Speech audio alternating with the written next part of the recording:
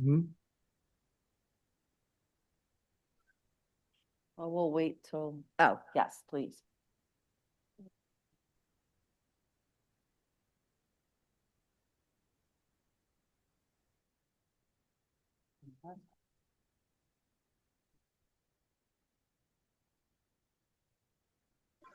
Okay. Hello, can you hear me? Yes, we can. All right. So, case number 1. Wait, oh, let's, oh. Okay. Okay.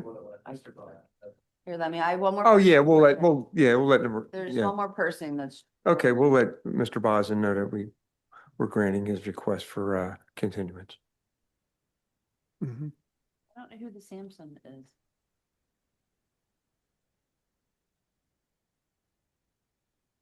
There's a few more people that are joining. Okay. Sure. I see Mr. Bosden here. We'll take Good care of that while we're afternoon. waiting for everybody to come in. Good afternoon, Mr. Bodson. This is Matthew Webster, Board Counsel. How are you today? I am well. How are you, Mr. Webster? All right. Here comes Ted. Okay. Just give us one more minute. Mm-hmm. Ted's coming in now. And I don't. There's Ted.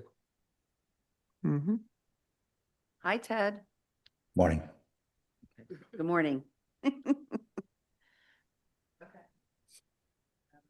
Okay, we're going to start off with case number 76801 R New Street Road. I guess apartment D. We're going to grant the continuance to the how much of a continuance do you need? We defer to the board, Mr. Chair. Okay, we have another meeting in 2 weeks, so we'll defer to that then, the next Okay. meeting, okay? And I believe that is what, February 5th? Mhm. Okay, February 5th. Is that enough time? Is that enough Eric? time? If it's okay, I'd love to just confer with ownership, and we can get back to Ms. Richardson to confirm, if that's okay with you, Mr. Chair. Sure, that's fine. That's fine. Okay? Wonderful. Thank you so much for your We'll time. grant the this continuance, afternoon. okay? Thank you. All right. Okay. Thank you for coming in. Mhm. Thank you. Thank you for your time this afternoon.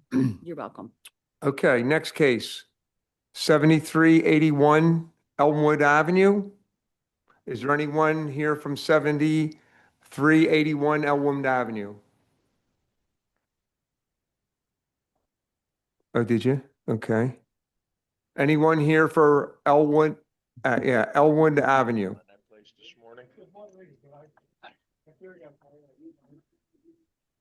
Okay, nobody here from Elmwood Avenue? Is there anyone named Linwood Carter here? I don't see his, I don't. Yeah, we can check out. We'll go to number 2. Okay. Number 2 is 146 Snyder Avenue. Is Natalie here? This is Dylan Beltrami from Knockhamson PC. I'm appearing on Natalie's behalf. Okay, I got a question for you. Are you a lawyer? Yes. Okay, so we're gonna have to swear you in. All right, we'll get started. My name's Wayne Miller, board member. Amy Rivera, board member. Ted August, board member. Rudy Perec, board member. Matthew Webster, Board Counsel. I'm Matthew Wojcik, LNI supervisor. Deborah Richardson, Boards Administration. Could you read that into the minutes? Do For the record, Deb? you want to, Megan Flade, Department of Licenses and Inspections. Thank you, Meg. Sorry, Meg. Thank you. That's okay. Case number 2, MI 2025-006239 for 146 Snyder Avenue. Okay, Meg, do you have anything in this case? The department and the attorney came to an agreement yesterday. Okay. What's the agreement?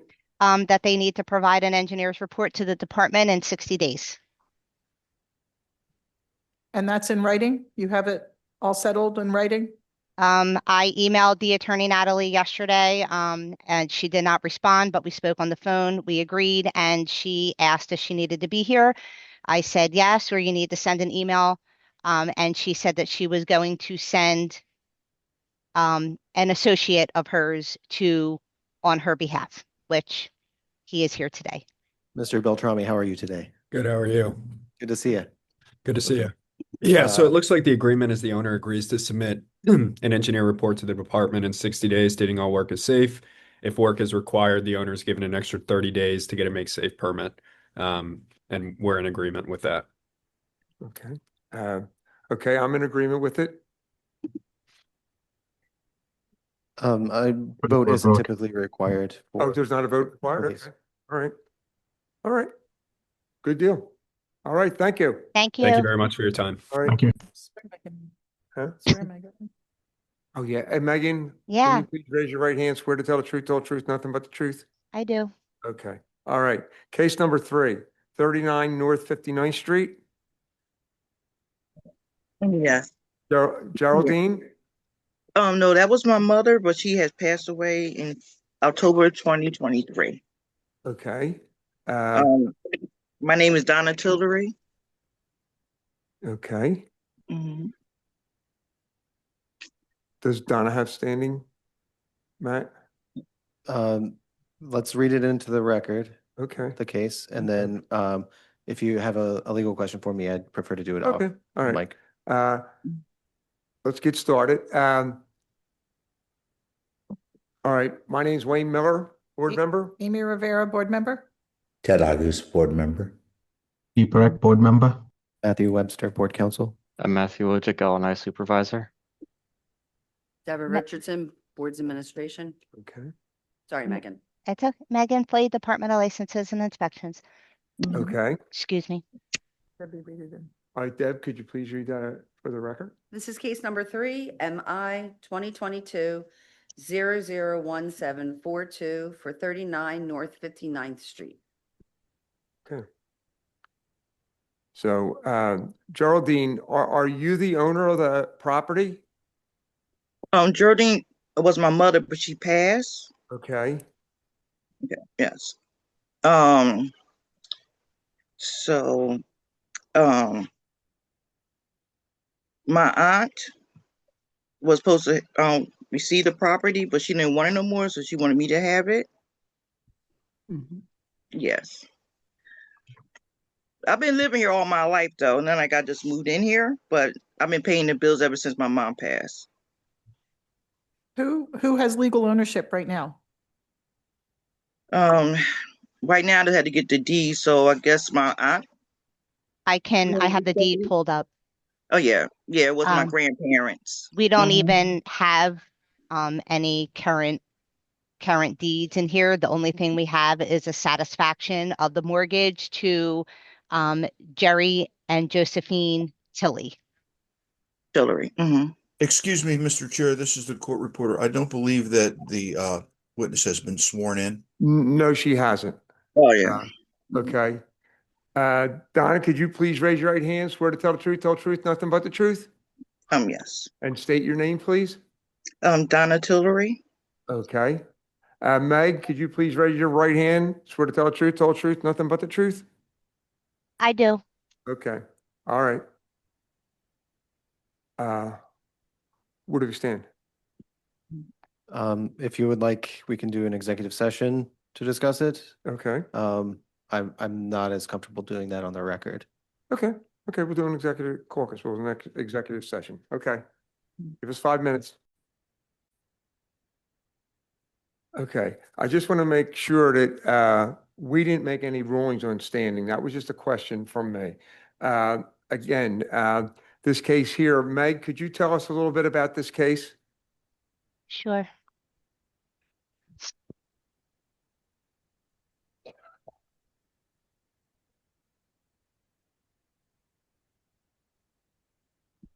So the violation was written in February of 2022 for a deteriorated front porch only.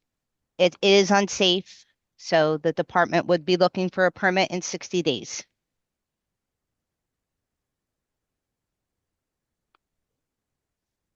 Okay. I That didn't sounds- really have too much prepared. I had it as the owner was deceased as well.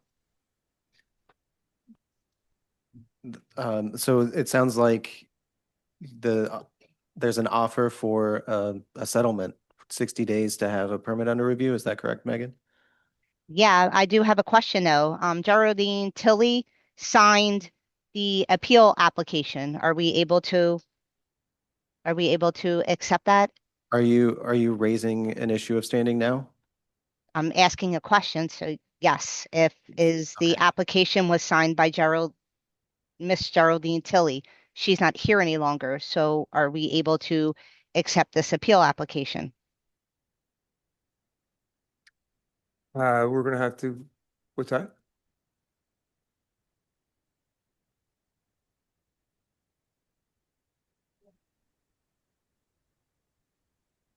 The hose has open break.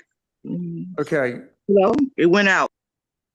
okay, what we're gonna do in this case, we're gonna have to dismiss this case because of lack of standing. And that, Donna, you're not the owner of the property. I don't know what do they do from here? I'm gonna ask, if you give the office a call, I'll be happy to have a conversation with you, okay? Okay, Donna? Ms. Donna, you're on mute. Yeah, because I'm trying to pay for the deed so I can have it Right. in my name. Oh, So, yes. right, so I'm gonna give you my phone number, okay? Okay. I will be more than happy to have a conversation with you. Okay. If you have a pen, are you ready? Yes, I'm ready. 215 Mm-hmm. 686 2480. My name Mhm. is Megan. You can give me a call. I'll be more than happy to have a conversation with you about the property, okay? Okay. The- Okay, right. The thank board, you. the board will need to vote to effectuate a dismissal. Yes, okay, I'm in favor of dismissal. I agree to dismiss. I agree to dismiss. I agree to dismiss. Okay, all right. Good luck, Donna. Okay, thank you. You're welcome. I'll talk to you Okay. soon. Okay. We're going to go back up to the first case, 7381 Elmwood Avenue. Linwood, is that you? You're on mute. How about now? Linwood, I got a question for you. You're the only one going to be Yeah. testifying in this case? Yes. Okay, could you please raise your right hand, swear to tell the truth, the whole truth, nothing but the truth? Correct. Meg, can you raise your right hand, swear to tell the truth, the whole truth, nothing but the truth? Yes. Yes. Okay, I'm Wayne Miller, board member. Amy Rivera, board member. Ted Agus, board member. Pretty Parek, Okay. board member. Matthew Webster, board counsel. Matthew Wojcik, LNI supervisor. Yes. Deborah Richardson, Boards Administration. Megan Flay, Department of Licenses and Inspections. Deb, could you read that into the record, please? Case number 1, MI 2025-004759 for 7381 Elmwood Avenue. Okay. Meg, do you have anything on this project? I do. The property was written as unsafe in July of 25 for the rear exterior brick wall chimney in disrepair, and the main roof exposed to the elements. I will share my screen if you are all okay with that. Yes, go ahead. Okay, give me 1 second. Just let me know when you can see it, please. Oh, we see it now. Yep. Okay. I'm sorry, whoever copied it didn't X out the blank pages, so we have a little bit of extra empty space in my packet. So it is a corner property. Mhm. The roof, the chimney, the rear.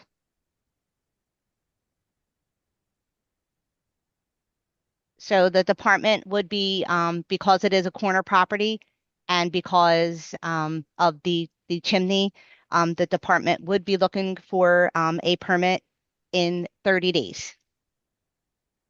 Okay, Let me All see right. if there's anything else.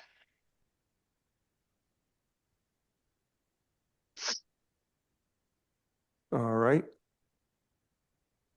Mr. Carter, You heard Yes. what the board said. How do you Uh, feel about that? Absolutely. Yes. I'm right now, I tried to mitigate. It's hard to get contractors at the time with the weather and just booked. So I decided to, I'm in process of selling the property. I contacted my mortgage company with the hardship because I had to displace myself, and I'm working back and forth with in the property. The transition, I'm actively working with a qualified buyer. And I mentioned I talked with the mortgage company, which is Midland Mortgage. I'm going to, I have the short sale option. So I have that. And while I'm working with direct buyers actively. Okay. So, I'm sorry, Wayne, wrote this real quick. So Mr. Linwood, if the permit, if you do not sell the permit, I'm sorry, if you do not sell the property within the, like the 30 days that I'm giving you, or you do sell it prior to that 30 days, could you please just contact the department and let us know that the property has been sold? Okay, now what if through the time, because you know you got buyers or people coming in and out, showing interest, not showing interest, or the sale fall through. What if within that time I actively I take the option to work with the seller, or I decide I want to go with the short sale? If it's active and it's getting near the 30 days, would I be able to get an extension to close out the sale, to ensure the sale goes through? It would depend on the date of the sale. Again, it is a corner property, and the department has to err always on the side of caution. So as it stands right now, the property, we're looking for a permit in 30 days. If the property sells before that, or there is an agreement of sale before that 30 days, then yes, we would ask that you reach out to the department, and we would have a conversation then. Meg? Yes. Mhm. Okay, Meg, what it does- we're looking at giving him 60 days to either sell the house or get a permit. Okay, that gives him an extra month.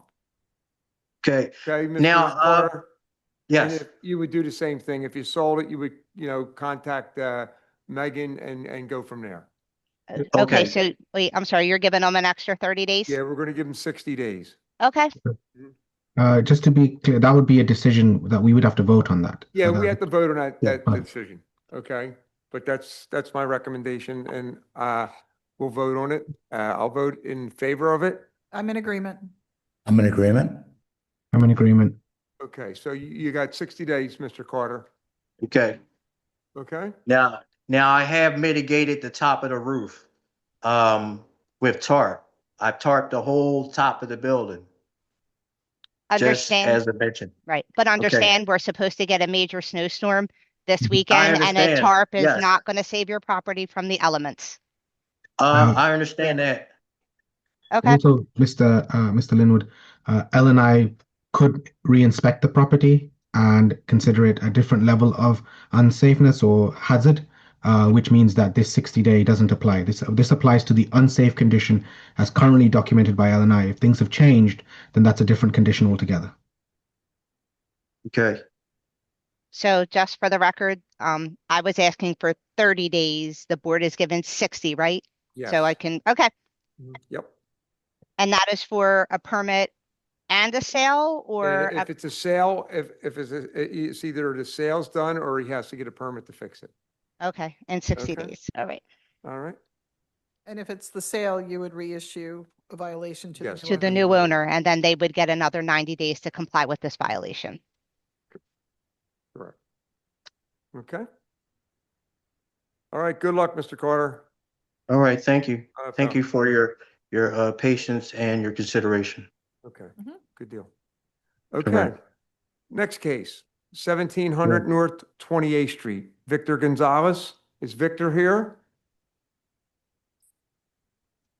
Victor? Oh, okay, In there. okay. All right, could you read the case in number 4, 1700 North 28th Street? Case number 4, MI 2022-006197 for 1700 North 28th Street. Okay. Megan, do you have Yes. anything on It's- this case? It's closed. Closed? Yes. As in Complied. complied? Notice of compliance was in the system. Okay. All right. That's good then. Next one. Yep. Thanks, Meg. Yep. Okay, next one, number 5, 3633 Earp Street. Christina? Is Christine here? I think, Um, Read it in. okay. Let me Okay, read it. it, read the case in. Case Number number 5, MI 2023-001669 for 3633 Earp Street. Megan? This property is in compliance. A permit was issued and closed out on January 16th, 2025. Wow. Wow. Good, okay. That's good. All right, next case. Number 6. No, yeah, right, number 6. 3718th North Darien Street. Mr. Carlton? Is there anybody here from Darien Street? I'll read it in. Okay, read it into the, Case number 6, appeal number MI 2023-001356 for 3718 North Darien Street. Megan? This property, or I'm sorry, this case, is complied since November 3rd, 2025. November 3rd, 2025? Yes. Okay, thank you. Okay, we did number 7, now we're on number 8. 5329 Ray Street. Is there anyone here from 5329 Ray Street? Okay, read it into the record. Case number 8. Excuse me. MI 2022-005866 for 5329 Ray Street. Megan? This property, was sold in, May of 2025. So the person who was the applicant, Miss Rosalind Myrick, is no longer the legal owner of the property. Would that render this moot in the department's decision or opinion? Yes, because we have to serve notice to New owner. the new owner, which Mhm. I did. Okay, let's move. All right.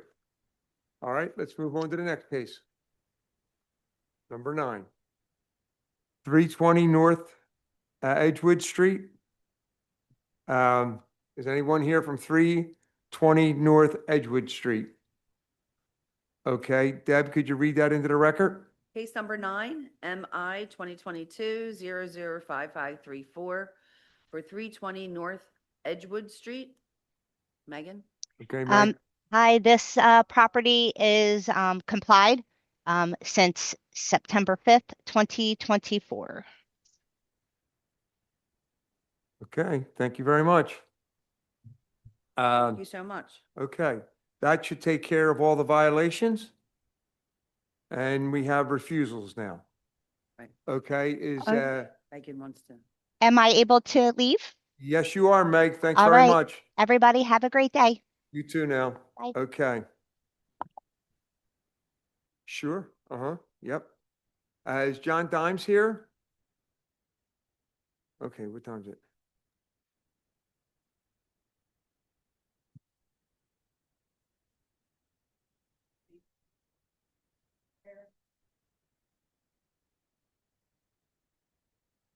Oh, okay, good. Should wait a moment. Should be there any minute. Yeah. Okay, the fire department will be here in a minute. He sits in our case, so we have to wait for him to come. He'll be here in a few minutes. Yeah, 5 minutes. We'll take a recess. He should be here by now. Okay? Okay, great. John. All right. Okay, here we go. Back on the Uh, record, John. All right. My name's Wayne Miller, board member. Amy Rivera, board member. Ted Agus, board member. Brittany Brett, board member. Matthew Webster, Board Counsel. I'm Matthew Wojcik, LNI Supervisor. John Dimes, Fire Code. Deborah Richardson, Boards Administration. Okay, could you read that into the record, Deb? Okay, this is case number 10, MI 2025-007842 for 1206 Chestnut Street.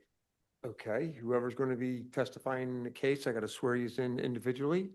Go ahead, state your name. Mark Fisher. Okay, you swear to tell the truth, nothing but the truth? I do. Okay. Okay, you swear to tell the truth, nothing but the truth? Okay, whoever's going to present the case, please do. Awesome. Okay. All right. So Hey, that is. I'm sorry, pardon me. This is the reporter. I did not hear the second witness's name. I don't know if her mic is. My name is Caitlin Youngster, Could you spell the last name, please? Youngster. Thank you. Okay. Proceed. Awesome. Thank you. Thank you for your time. Thank you for your consideration. So I am Mark Fisher. I'm a technical principal. I'm project architect for this project. We represent HOK. With me is. My name is Caitlin Youngster. I'm an architect at HOK, licensed in the state of Pennsylvania.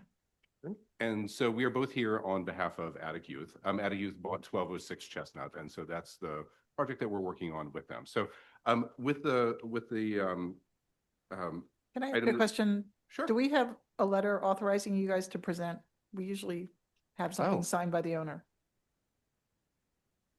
I don't think that was requested of us. Yeah. Let's see.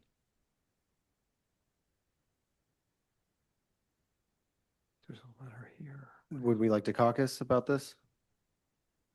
Yes. Hmm. Yes, we would. Okay.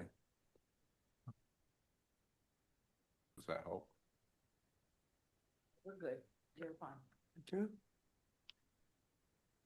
John Kelly, you're good? Back on the record. Okay. Yes, Pradeep? we're on the record. Okay, Pradeep and Ted, are you here? Yep. Can you hear me? Okay, there you go, Yes. guys. All right, I didn't see it. All right, okay. Proceed with the case. All right. So with us is Jasper Lean. He Yes, is. I see him right here on Great. in the room. Good. Okay, great. So we're representing HOK, the architectural firm, working on behalf of Jasper and the Attic Youth. So because this is a document that might go into a file, we wanted to give a cover sheet of just sort of like covering the things of why we're here. What brings us here today is essentially a citation that the existing stair in an existing building isn't quite close enough to the exterior for an egress that is directly from the stair to the exterior. So I want to give you about the owner and the tenant, Attic Youth Group. They serve the LGBTQ community, and essentially they are working with the youth to help develop into healthy, independent, civic-minded adults within a safe and supportive community.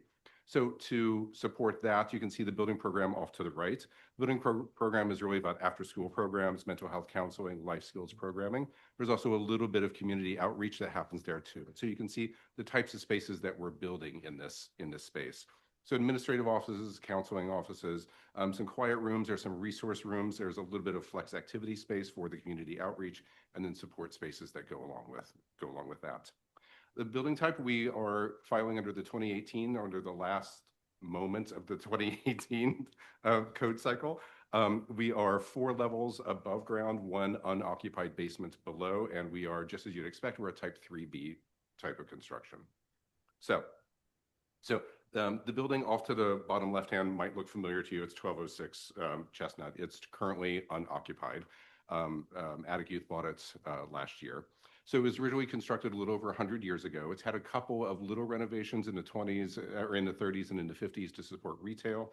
And then in the early 60s was its last major renovation for a banking function. And so it's with that banking function that Attic actually bought the space. That build out lasted 60 years in place. I know. So this building needs a lot of love, and we are trying to give it that love and attention that it needs in order to be a good citizen within the city. So right now the building is not fully sprinklered; it's sort of patchy. So the project is going to take out the sprinkler system, add a fire pump, a whole new sprinkler system, so it's fully sprinklered. The stairs, we have two existing stairs. Right now, we believe the code would generally allow us to keep the handrails and the guardrails that are in place in these existing stairs, but we're replacing the handrails and the guards because we need it for our own sort of feel of safety for the space. None of the stair tower doors are code compliant. Few of them have latches and even fewer of them have actual closers on them. So we're replacing all the doors on all the fire stairs.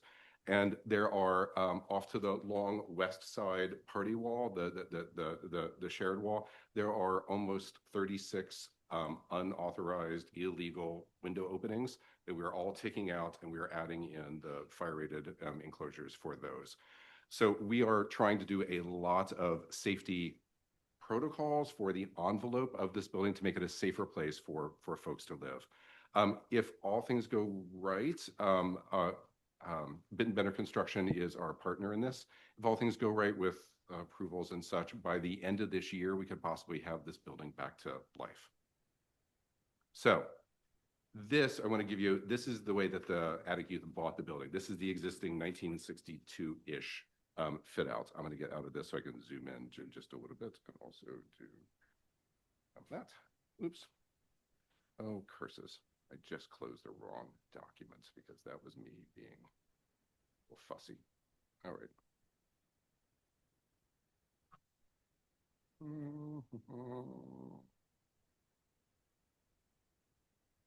There it is.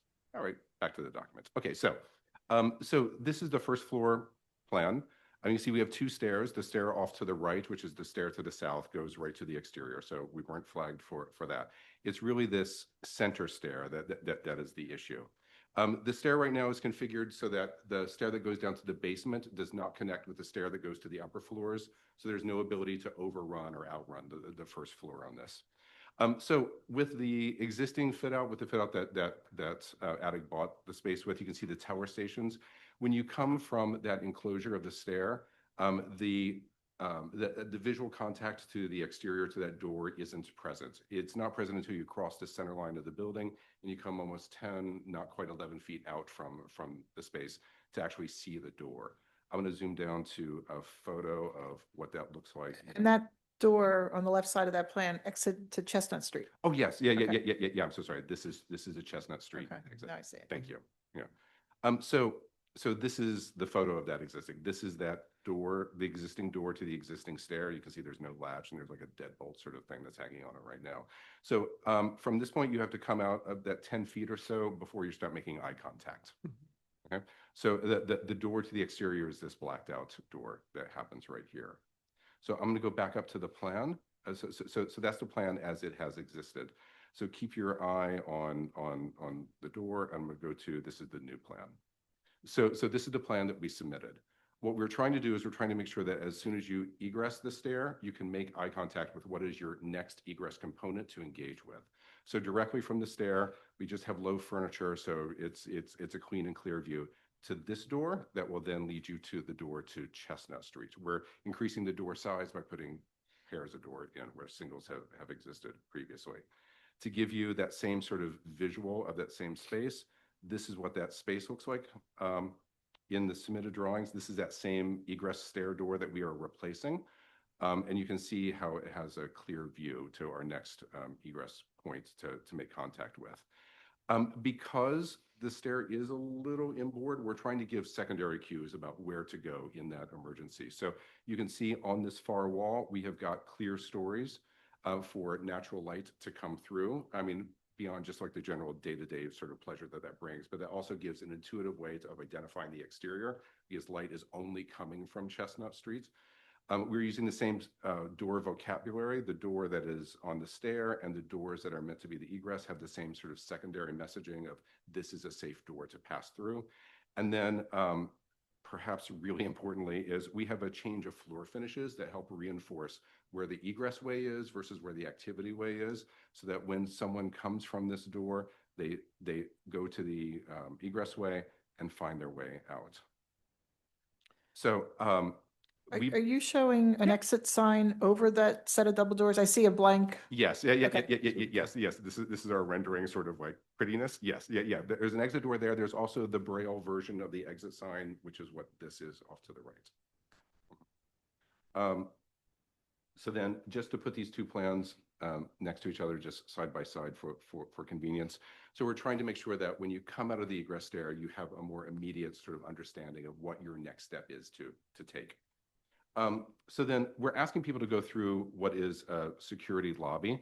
I just want to give you a minute about what's happening in that lobby because we're asking people to pass through it. So come back to this and come back to that. So of course, unlike retail, this is a population where we need to have some security, where we need to have some monitoring for all the reasons that you can think that we would. So because of the population, we can't issue access cards or electronic sort of bracelets or those sort of things. This is all security through people interaction. So what we're doing is we're creating the smallest lobby vestibulation that we think we can get away with in this and really perform that function for security.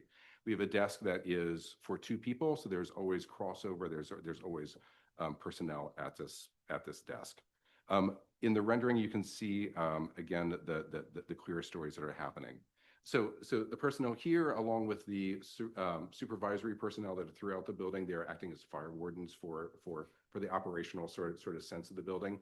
But that's the operations. The physicalness of this, again, the clear stories, the windows in the glass, but we are also then that same distinctive pathway in floor finish change.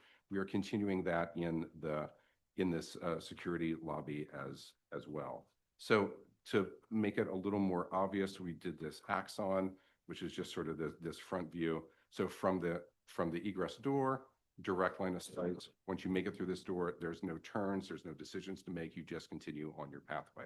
And again, this full pathway has got a change of floor finishes that helps distinguish this way out along with the lights. So we wanted to put some numbers to this for you, just so you have that. This is the minimum clear pathway, but we've got more than what minimum is required. With the permit that we're asking for, we're expecting 46 people to egress from this door and through the space. And then once you pick up some of the activity space here, we're looking for about 116 people to be passing out and through. So that, in the concise sort of way, is what our project is. We're asking for the reconsideration because we are improving the pathway and the understandability for the pathway. The exit path from the existing stair door to the new security lobby, it's clear, it's direct, it's obvious. The new security lobby door is visible immediately upon exiting the stair, unlike what was obstructed before. The security lobby includes the glass panels for some obviousness. It includes the transoms for some intuitive wayfinding. Then the distinct floor finishes really help migrate everyone to a specific pathway. And then all that is in the environment of a building that we are trying to do our best to make as safe as possible through sprinklers, through closing the existing window hazards, through providing new handrails and guardrails, and perhaps a little beyond what we absolutely need to, but it's because we want to and feel like it's the right thing to do. And we're getting rid of all the non-compliant doors and such on the existing stairwells.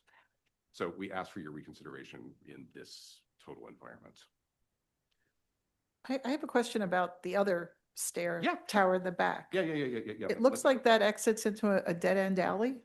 So it exits into an alleyway that goes to Sansom Street. So it's a shared pedestrian alleyway with the tenants that face, what is that, 12th Street then? Is there an easement or, because it just looked like Yes. it dead ends onto, There is an Yeah, I'm easement. so sorry. I sort of cut off that view. That there is the easement.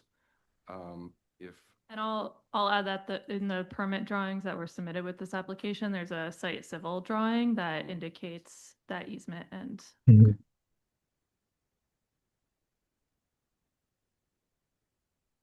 If that could be shown or documented on the plan set, so we might have to put like a proviso that says, expecting free and unobstructed access to the public way from the rear stairway. and Matthew Wojcik must have reviewed this. Maybe he saw something that we're not seeing. Well, I did have, yeah, sorry, go ahead. yeah, so the reason why we refuse under that section is because it couldn't meet that exception to the exit discharge requirements, saying that if you have the one compliant interior exit stairway, that you can have the other one that that doesn't go directly to the exterior from the interior exit stairway, but goes through like areas on the first floor as long as it meets certain requirements. This didn't meet the part of that exception where it says that the exit must be clearly visible from the let me get the exact phrasing because I'm just killing time because everything takes forever to load here. Oh my God, please. Okay. Okay, so exception 1.1, discharge of interior exit stairways and ramps shall be provided with free and unobstructed path of travel to an exterior exit door, and such exit is readily visible and identifiable from the point of termination of the enclosure. So that was a part where we decided it didn't comply with that, and we can't like refuse you for not following an exception. So so at that point it kind of cascades back up to interior exit stairways must terminate at an exit discharge or public right of way. You're talking about the exit we're hearing about, but I'm talking about the back exit. Oh, sorry. That to me, on Atlas, it looks like it just dead ends into an alley, and they're saying there is an easement, and I'm assuming that got reviewed. Let me check that. Been a few weeks since I issued this. Understood. Yeah, I don't have the civil drawings. I don't have the architecture. Let me check.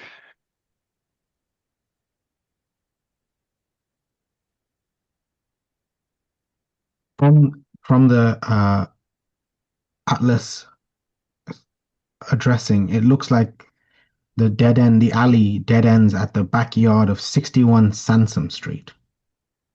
I'm not sure if the owner is familiar with that property or that seems to be the property that doesn't allow for continuation to a public way. The alleyway actually extends to Sansom Street. Okay. Yeah, we've walked it ourselves. We're trying to pull up the civil drawing that was It's this one that's submitted. showing. It says leads into Sansom Street. There's a property 1201 Sansom Street. This seems to like stop at, but I guess I'll look at the deed for that. 1201 Sansom. Also, the examiner spoke to Andrew about this before it got to me. By the time it got to me, this is the refusal. Yeah, I'm so sorry. We did blame Andrew. talk about the other stair. Oh, sure. Oh, yeah, let me stop sharing. Okay, looks like someone.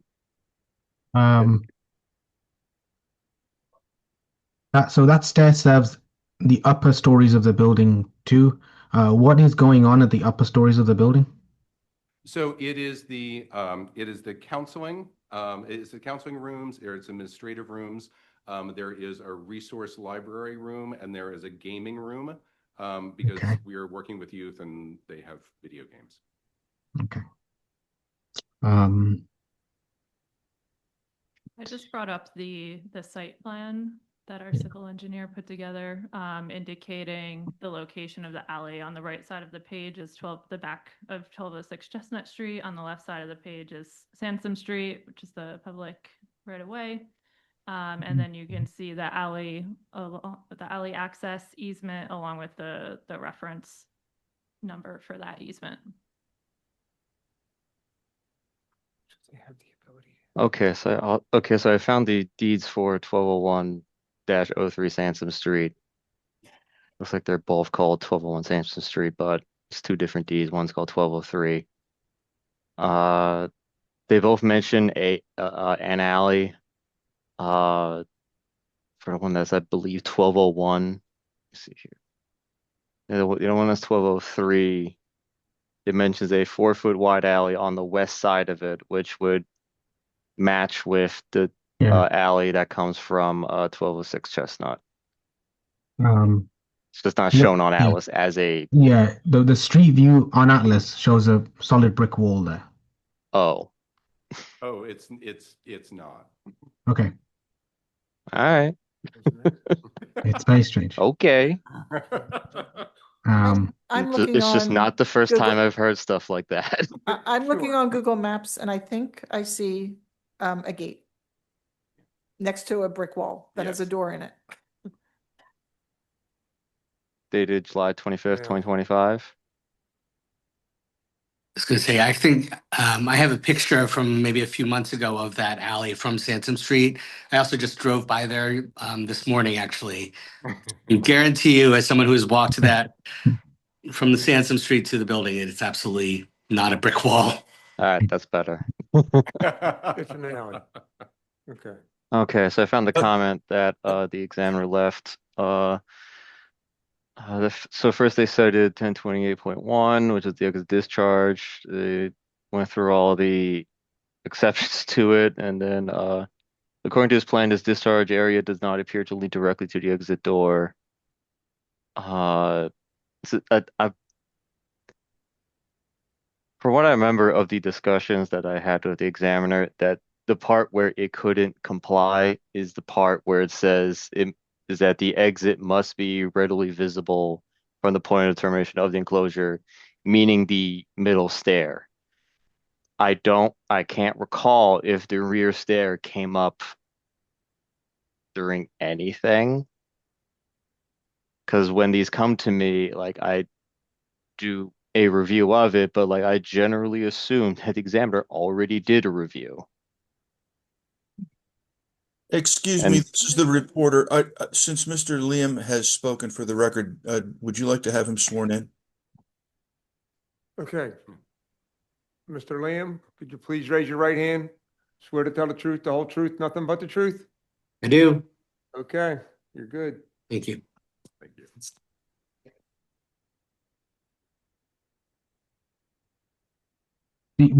Regarding both of these stairs, is there a change of occupancy to an assembly activity at the upper levels of the building? Because the refusal is identifying these all as Group B. So we're not expecting the library to have more than 50 occupants or the game room to Oh, have more no, than no, 50 no. occupants. No. Okay. These are smaller scale. Yeah, Okay. yeah. Gaming room sounds elaborate. It's Understood. That's why. Yeah. Yeah, I have And then floor um, 1, A3 Mhm. and B, and then the rest of the building is B. yeah. And then what kind of locking is expected at this door? The one that has the small windows within the wall, Yeah, not the exterior one. So the rendering is showing the panic bars that we are placing here. So it's always full egress from, or it's always fully unlocked from egress side. And is there a level of obstruction to line of sight? Like basically, can those windows be of a larger? Would that still meet the needs of the program to make those windows larger so that it is more visible? So what the honest conversation to that is, we have shown a couple different versions of doors in this location. What we are trying to balance is the security of the LGBTQ community that's being served and the sense of safety by making eye contact through. So physically, could those windows be larger? They could. Does that serve the safety of the program? We don't feel it does, honestly. To the same point, that small wing wall that's at the door of the stairway, can that be removed to enhance the line of sight? Well, that does not, apologies, I will go to, so that wing wall has been sized so that it doesn't do any sort of interference with Okay. that line of sight.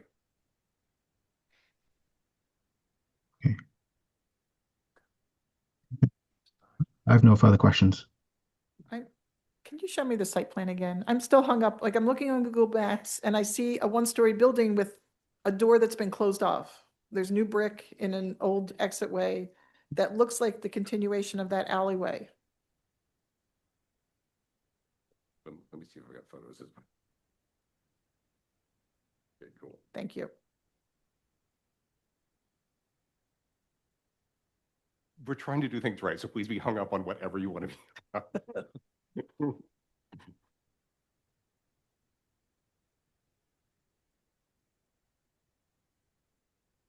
Okay. Okay, I'm gonna share my screen with the site plan first.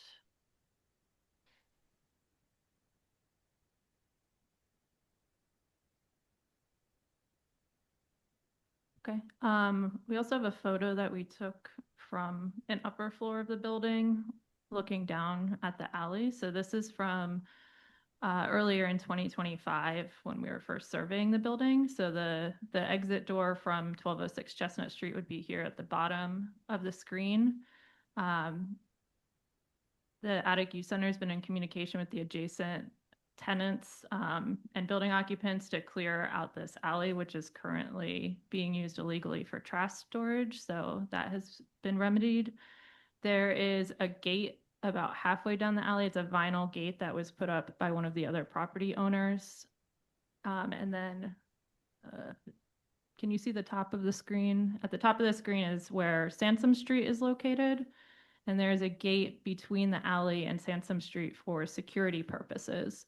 One of the things we're doing in this project, which is included in the permit documentation, is we're actually replacing both of the gates in the alley to have egress hardware on them so that there's free egress from the building side. So we're upgrading those two alley gates as well to make them compliant with current life safety standards.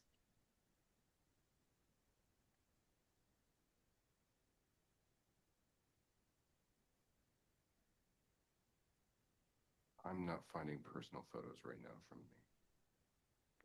You can zoom in on this gate on Sansom Street too. It's a chain link gate currently. All right, and there's definitely an easement that's not a private. Correct. It's currently used as a shared alley for egress. No, I'm just concerned because Atlas doesn't show it that way. Oh, okay. Um, Understood. And them gates going out, they'll go out to Sampson Street? Correct. So you'll have that same panic hardware that you would have on an exterior door from a building with an assembly space. So you push the bar and the gate opens, but it allows the gate to be locked from the Sansom Street side for security purposes. And that vinyl door will be removed and That's being replaced with the same type of gate. So there will be two gates that you have to go through still, but they'll both have egress hardware incorporated with them.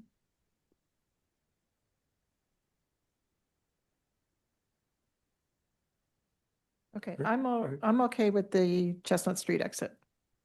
All right. Thank you. Thank you. John, do you have anything with this? No, I'm fine with everything. They've seemed to meet the code once it became visible. And I was going to mention the panic hardware on the other doors in the alleyway, because that could be an issue with the amount of people they said were going to be exiting if they had to go that way. So minus that, they've kind of addressed all my concerns. Okay, great. Do you guys want to caucus or you go with it? I'm okay. Okay. I'm good with it. I'm okay with the variance. Ted, I'm good with it. Pradeep? Vote to grant their variance. Okay, good. All right, good luck. Thank you very much All for right. your time. Yes. That's No problem. great. Thank you very We much. appreciate it. Thank you all so much. Okay, guys.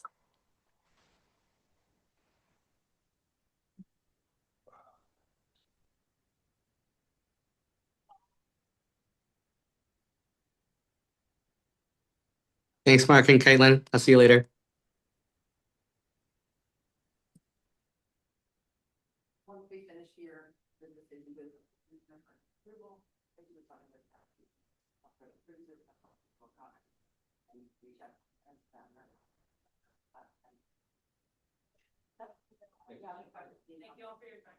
You're welcome.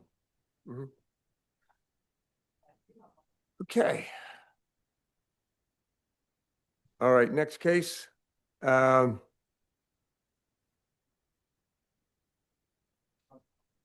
1900 Kitty Hawk Avenue, Philadelphia, PA. Okay.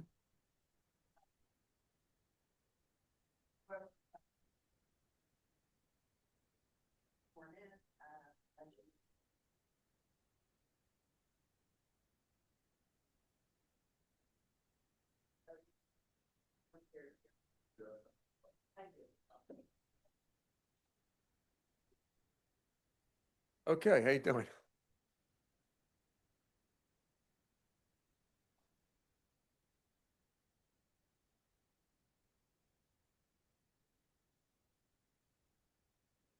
All right, everybody that's not a lawyer, I don't have to swear lawyers in because they never lie. And so, but if you're not a lawyer, I have to swear you in, okay? How many people are testifying? Two, third answer questions. Okay, Tom Allen, a private executive. Raise your hand. okay. Okay, all right, well, what we'll do, we'll start from left to right. Give me your name and please raise your right hand. Please Okay. speak into the microphone so that the court reporter, and make sure that the green light is on. Thank you. And spell your name for him. Kimberly Buczynski, B as in boy, Uchinsky. Swear to tell the truth, the whole truth, nothing but the truth? I do. Okay, Jeffrey Peters, Jeffrey Peters. okay. Jeffrey, you swear to tell the truth, the whole truth, nothing but the truth? I do. Okay, Bob Moser. hey, Bob. It's Moser for Moser. Okay, Yep. Bob, you raise your right hand, swear to tell the truth, the whole truth, nothing but the truth? I do. Thank you. Oh, you're an attorney? Oh, okay. Is there anybody else? Where's Tom back there? Where's he hiding? I'm here. All right, Tom. Tom Howland, HOWLAND, BSI Construction, and I swear to tell the truth, The whole truth and nothing but the truth? whole truth and nothing That's it. Amen. You're good. Okay. I'm Wayne Miller, board member. Amy Rivera, board member. Ted August, board member. Pradeep Parekh, board member. Matthew Webster, board counsel.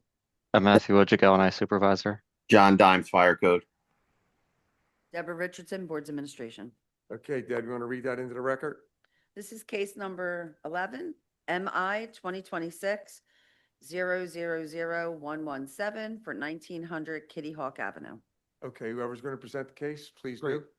Thank you very much, Mr. Chairman. Hercules Grigos, Claire Harrison. I'm here representing Industrial Metals Manufacturing LLC, the owner of the property at 1900 Kitty Hawk. They are an affiliate of Rhodes Industries. Rhodes Industries is a 125-year-old family business based in Philadelphia. They are the operator of the building. Just a little bit about Rhodes. Rhodes has, as I said, has been doing metal fabrication in Philadelphia for about 125 years. It's a fourth generation company. Really proud of the work we're doing in the last, I would say, 4 to 5 years. They have been working with the United States Navy, General Dynamics, and Electric Boat to bring submarine construction to Philadelphia, and they are currently working with the Navy fabricating submarines for the U.S. Columbia-class submarines in the Philadelphia Navy Yard. Right now, in the adjacent Building 57, there's about 600 people working in that building. Majority are union trades, working, fabricating, and then the remaining are office workers. We're here today with the proposed extension of Building 57A, which is approximately 85,000 square foot building, to further this program with Electric Boat and continue the capacity for submarine manufacturing, shipbuilding, and the Philadelphia Navy Yard.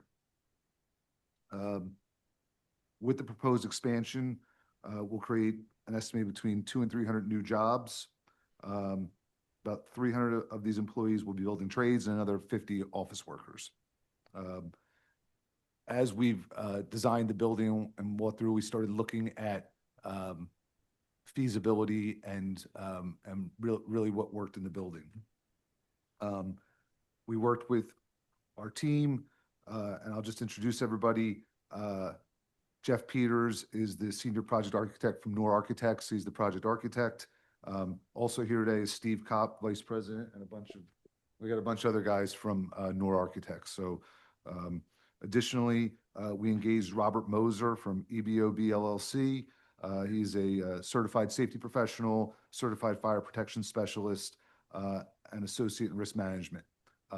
And we charged him with doing a study and a review on the fire protection system in Building 57A. Additionally, we have Tom Howland and John Parsons from BSI Construction. They're the construction team on the project. And finally, we have Kim Baczynski, the Chief Compliance Officer of Rhodes Industries. So with that, as part of the design, we looked at the function of the sprinklers in the high bay building. And Jeff will, in a second, walk everybody through the building and explain how the building functions.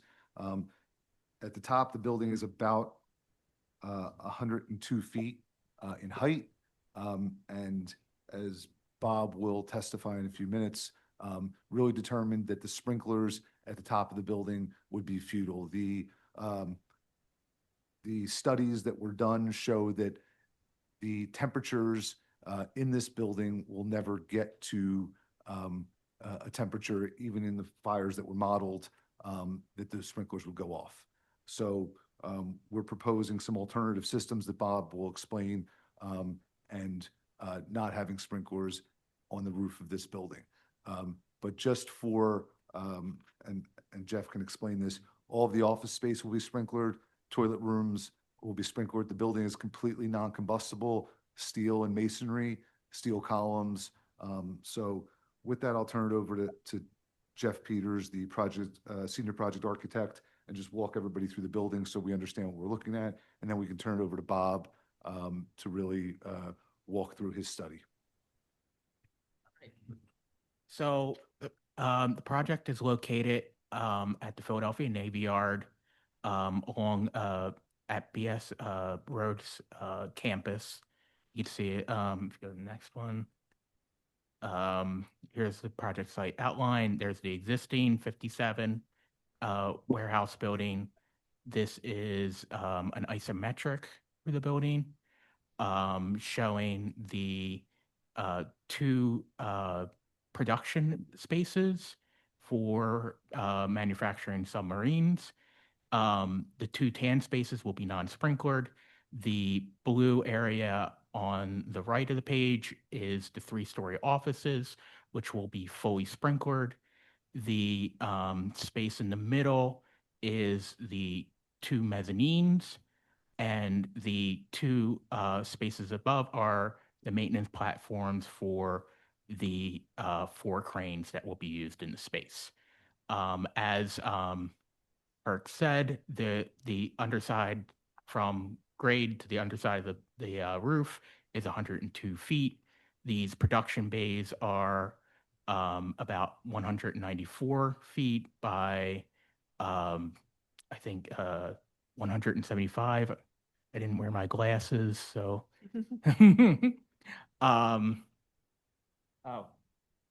We have the whole production bay is 386 feet by 194 feet. We need these large open spaces to manufacture the submarines, to move the equipment around. If you go to the next one, you can see the interior space. Oh, go back to that rendering. Yeah, the interior perspective. No problem. You could see the large space behind the 2 individuals. In the foreground of the picture is the mega doors that will be used to bring in the submarines and move them out. Those mega doors are 65 feet wide by 75 feet tall. You can see in the photo is the mezzanines and the maintenance platforms. If you go to the plan, and you can, here's the plan of the space. As what was said, is any blue space is to be fully sprinklered. Under those mezzanines is a storage room for non-combustible items. You have 2 bathrooms. To the right of the plan is the office space. That teal space at the bottom is our sprinkler and fire pump room, where we'll have the fire pump control and fire connections. And the red dots that you see spaced around is our fire extinguishers. The blue dots are hose valve connections at each door. If you What means of egress? all the arrow lines are the means of egress. We have 8 doors on the south, 8 doors on the north, and we have 4 mega doors north and south, and typical 20 by 20 overhead doors. You could go to the next one. Oh, and here's the section showing the sheer height of the production bay space. Do we have the second floor?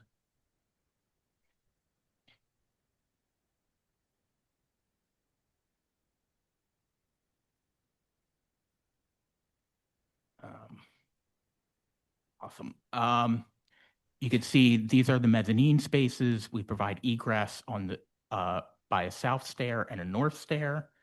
Over to the right is the office space, which will be future offices.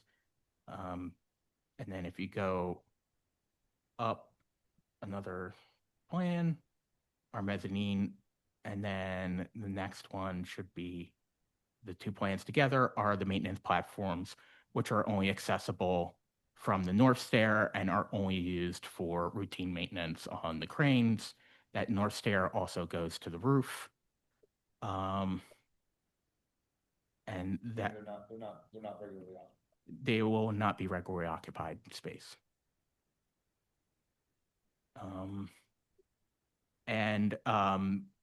You see the 4 boxes.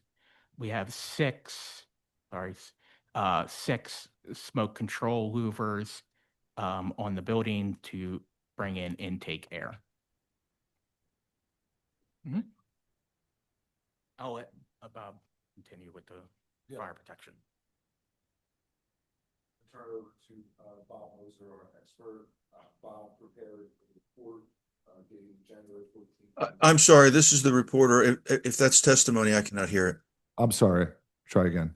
I'm going to turn it over to Bob Moser, our expert. He prepared a report dated January 14, 2026, which was submitted into the record. And I also submitted his CV into the record as well. Bob, do you want to just give a quick statement on your background and then talk about your findings and the alternatives you're proposing? Yeah, my background is I've Pennsylvania PE in fire protection, been in the business in fire protection, safety, and such for too many years, 30 plus, I'll say, right? So I've been in business for quite a long time.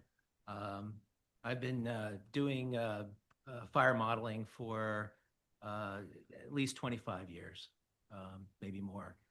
So, and I started with the version 1 of the FDS by NIST, which now we're up to like version 6, right? So I've run every version. And I've been quite active in the SFPE as well and the AICHE.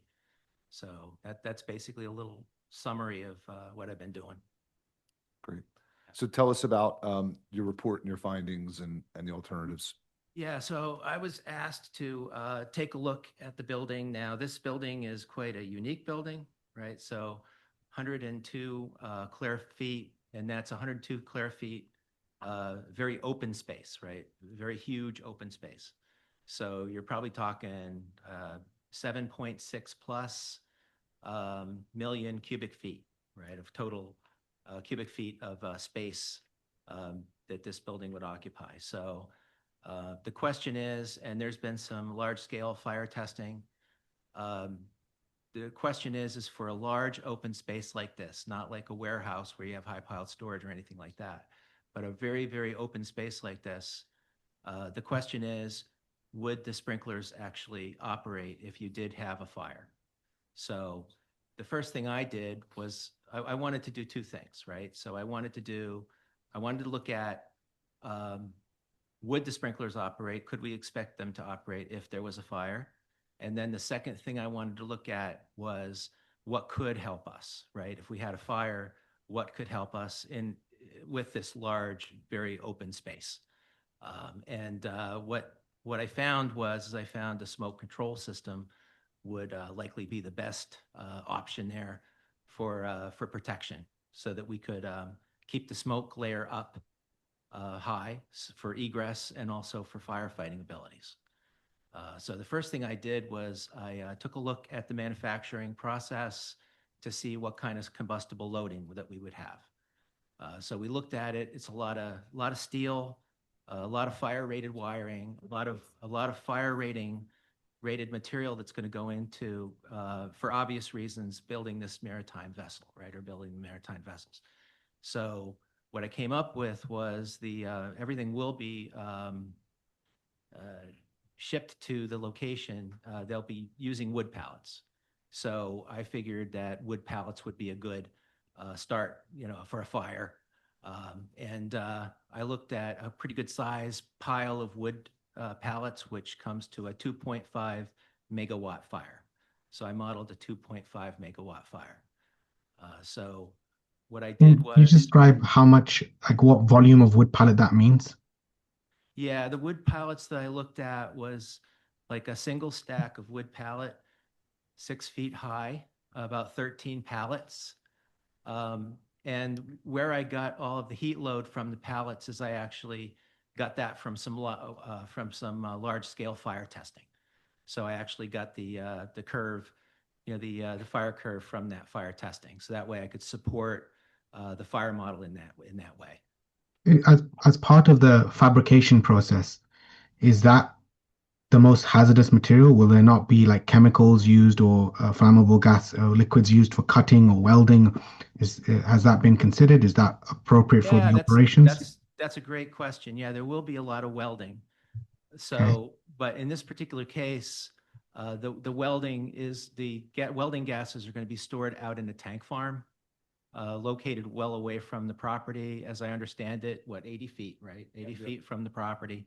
So I did look at that because that could be a substantial fire load. So I reviewed that. Okay. The units that you're bringing in to do the welding and all that stuff with the submarines, whatever, how high are they? Oh, the actual units? Yeah. Oh, they're only going to be as large as a person, right? For the welding, I would think. Will there be no combustible liquids stored in the facility? Is there combustible dust generation, things like that? I asked that question too, and there's going to be no flammable liquids stored in the facility. Anything like that would be stored outside of the facility. So you're 102 feet off the floor? Yes. Okay, and then you have two mezzanines? Yes. One's 22 feet off the floor, the other one's 35 feet off the floor? Yeah, those are the mezzanines that are going to be normally occupied, to build the submarines. Okay. And then there's some other mezzanines on top of that you have to get up to the large cranes. Those will not be occupied. So those only have one stairway going to them. And then the other two that are occupied have two stairways from each side. Question, is there any similar buildings surrounding that is sprinkled? There's two other buildings. So it's right adjacent is the building 57 that is occupied by roads. Do we have a sense of the height of that, Tom? 60 foot clear, and that main building is a sprinkled, but we added offices on both the east and west side that are 1 story that are sprinkled. You're building frigates down there in another place, right? That building's sprinkled. There's one building is 154 feet high, and they have at the top they have sprinkled. Did you see any of those when you were down there? No, I didn't see any of those buildings. Yeah. And my question is if you're sprinkling those buildings in the Navy Yard or wherever it is, and this is quite low, 50 feet lower than some of the highest ones in there. I just don't understand why you wouldn't want to sprinkle that. And for fire safety, as you know, being a fire guy, you could put main thing is smoke. And correct. you would put probably a pre-action system in that senses the smoke, and, that would get there faster than fire. The heat, what was the heat at the top? So with the 2.5 megawatt fire, the heat directly above the fire, which showed to be the highest heat because I put detectors in around, the maximum heat came to 118 degrees Fahrenheit. Bob, what's the temperature that a sprinkler goes off? So the lowest temperature for the type of commercial sprinklers that you would use would be 154 degrees F. Yeah, right. So therefore,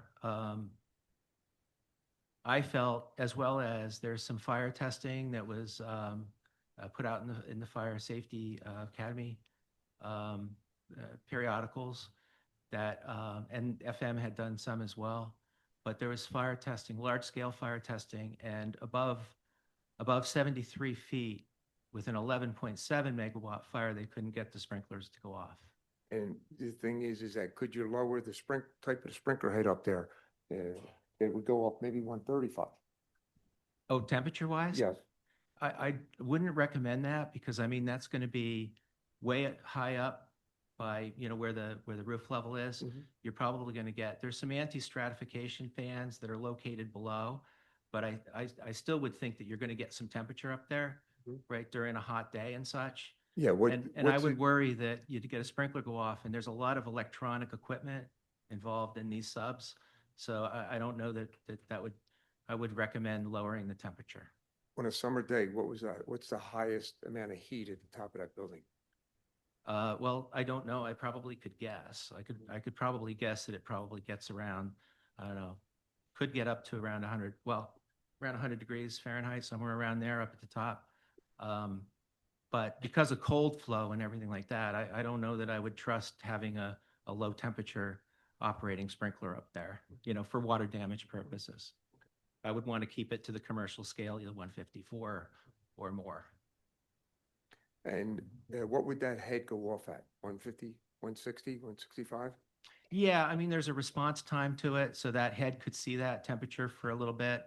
But probably after exposure to maybe 5-10 seconds of that heat, probably go off. The piping coming in from 80 feet outside the building, what type of piping is that, and is it exposed? Oh, you mean from the tank farm? Yeah, from the tank farm. So I would have to defer that, but I don't believe the design is finalized for that, correct? It's not finalized, but the piping will be in a conduit underground. It'll be underground? Yes. Okay. And what type of welding with here? MIG, TIG, stick? What type of welding is going to be done?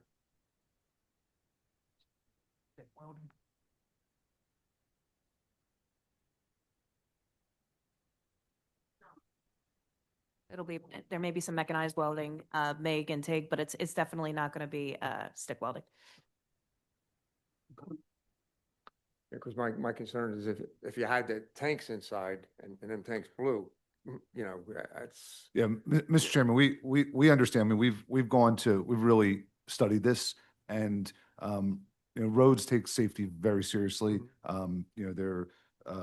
We have the former is a captain of the Navy Yard Fire Department from the Navy on staff as part of our safety director.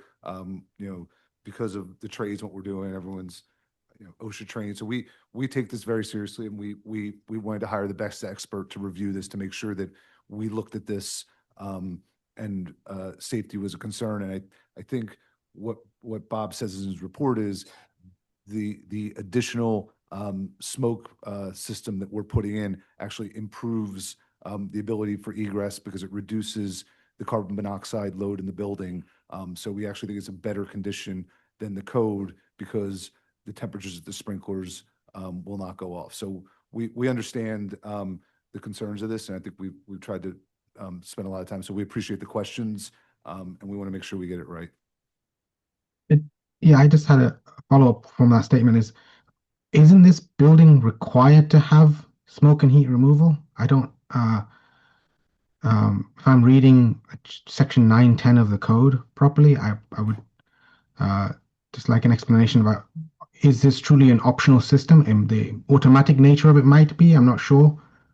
You have a group F1 occupancy. How large in terms of footprint are the production bays? Each production bay is 194 feet by 175 feet. So they're quite large spaces. The smoke control, I'm gonna have to defer to Bob. Divided. Okay. Yeah, maybe it'd be best if I describe what we're thinking for the smoke control system. So there's some very large fans, combined, there's 4 fans. They combine to about 62,000 cubic feet. I ran some empirical calculations based on the height, which would say that we would need at least 45,000 CFM, to be able to exhaust the or to have a viable smoke control system. So we have much more than we would need for our design, those fans. So what would happen is in the event of smoke detection going off in the building, those 4 fans would ramp up to full. Then the HVAC systems, there's 10 of them that supply the air to the to the facility, and they're located about 30 feet off the ground. Each one of them, they pull air, fresh air in from the outside. So all of those would have to shut off, right? Those would have to shut off. That's the smoke control system doing this after it senses the smoke. And then there's what they call anti-stratification fans at the ceiling that they blow down. There's quite a bit of those, and they blow down so that they keep the they keep the area or the volume at a good temperature. You don't stratify the temperatures. Those have to turn off, otherwise they would push the smoke down into the egress, right? We don't want that to happen. So that's the how the smoke control system would work. And then of course it would open up the supply louvers. There's 4 of them that would supply the air to the smoke control system, exhausting the air out of the top. I think it's 62,400 CFM coming out the top. Hey, And real quick, I got a quick question. This is Lieutenant Dimes Fire Code. yes. In your modeling, you did pallets because you thought that might be the most likely. What about the things that aren't most likely? Because I'm guessing when you build the submarines, you need that height because there's different manufacturing going on, both high and low. Is there any other unlikely scenarios, but still scenarios where a fire could start and a sprinkler would help? I mean, I think that like for the mezzanines, I can't see them bringing anything up on the mezzanines combustible wise because they're not wide enough to get anything up there. Plus, they're only stairways. There's going to be material brought up on the cranes into the subs, but these are going to be vessels that are built so that they don't have a lot of combustible loading to them. My understanding is that it's all steel decking that's being fabricated. Is that correct, Kim? Majority is steel decking. Yeah. But So things like metallic dust and thing, I'm to Lieutenant Dimes' point is the material might not be, but the manufacturing process, like there's welding, we spoke about that, but like the production of dust, the storage of materials, can you just speak to a little bit more about that on combustible dusts not expected in this facility? The grinding and things like that? yeah, I would not expect combustible dusts due to the nature of the materials that are being used in the construction. So I wouldn't expect combustible dust. And I did look to make sure that all of the hazards for shipbuilding would be located outside of the facility, make it safer. And storage wise, each one of our storage rooms is fully sprinklered and has masonry walls.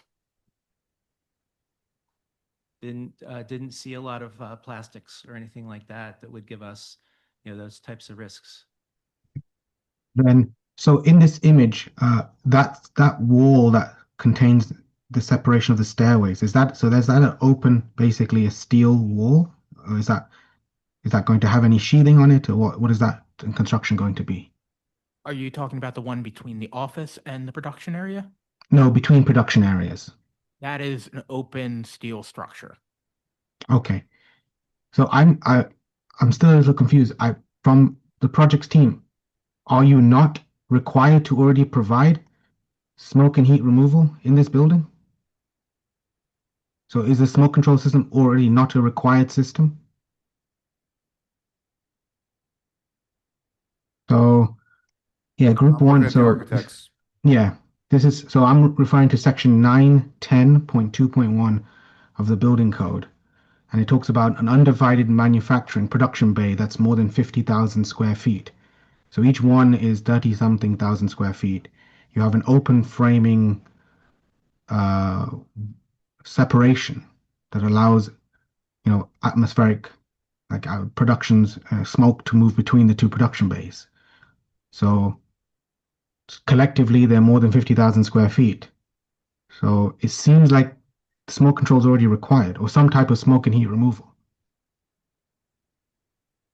The existing fans, heat removal? Or the existing fans, the heat removal? Yeah. Well, I believe we have, I believe, Bob, we have, we're utilizing the existing fans and turning them. So I think Yeah, that, that's right. so the fans that Bob described may have met that code section, because there are existing fans on the roof, as Bob described earlier, that are moving the air through the building. So I don't know if that made it comply. I mean, we did get a building permit and came in and amended. So maybe that was, I don't know if that would be compliant with the code. I'll defer to the design professionals, but those fans are already designed as part of the building. And then what Bob is proposing is what the vents and the louvers and the condition where those fans switch. Is that right, Bob? Right, in the sequence of operation to make sure that we don't interrupt egress or get large amounts of CO or lack of visibility in the egress areas. And I did count the egress as 6 feet above the 35-foot mezzanine located in the center there. That would be the occupied mezzanine. So this is Lieutenant Dimes. Just as far as the smoke control that looks like it may have been required anyway, is there anything you're proposing to help as far as fight the fire that's any different, since we're removing or potentially removing a required system? Is there anything that you're adding suppression wise that would help fight the fire? The one thing that we did want to do was we wanted to give the smoke control system the firefighters to the ability to control that smoke control system. So that would be controlled from the fire pump room. So you'd have on and off. You could you could control that from there. Oh, as It's far as already required. yeah. That's part of the fire. That's the smoke control system panel that the fire department already expects to use. Any hose connections throughout for the fire department? I mean, obviously it's standpipe systems. It's a horizontal one where we have more options to hook up hoses at different places throughout. Yeah, if we go back to the plan, each one of those blue dots is a hose valve connection. Okay. And you do have some very large oversized doors. They're like what, 80 some feet high. 60 by 75 at each. There's 4 of them, 2 at each bay, north and south. You also have the regular overhead doors of 20 by 20. And then we're adding these louvers to bring in more air to allow the system to work and push that smoke out of the way of everyone trying to egress. We also have extra egress doors at each one of these production bays as well. There's 1, 2, 3 at each space. Going back to what Wayne said a little bit earlier about there was a building that he knows that's 154 feet high. This is about 110 feet. That does have sprinklers. Is the layout the same inside the building, basically being open bay like that? And do you are you, and I'm sorry if I missed it, are you guys affiliated with that building by ownership or anything like that? And why would you think that that at 154 feet is sprinklered, but this at 110, you're asking not to be sprinkled? Obviously, you're asking not to be sprinkled because you feel it's kind of a waste, right? You're thinking there's not a scenario really where they're going to be effective anyway, so why put it in there and go with the expense? But there's probably some scenario. We can't think of everything, right? We're never going to be able to think of every scenario where a fire could happen. Where you're modeling it, and to the best of what you think may happen. So I'm just asking you, why do you think that is in the other building, and if you guys, you're familiar with that building? We're not affiliated with that building. I'm not familiar with it. I can't say why they did or did not. Maybe they may be using maybe different production. They may have more combustibles. They may not have had the situation that we have where we're fabricating steel. They may have more combustibles, more issues.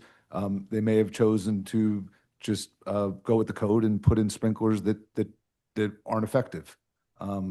We took a look at this and said, let's find something that we think is more effective. And whether there's I'm not sure I agree with whether the additional louvers that we're putting, which were not on our plan, that we got approved, we're adding those additional louvers at above the egress doors. So Bob believes that those will have an impact of improving the situation on what's there. So I mean that's the reasoning. I can't speak to what anyone else did or did not do or why.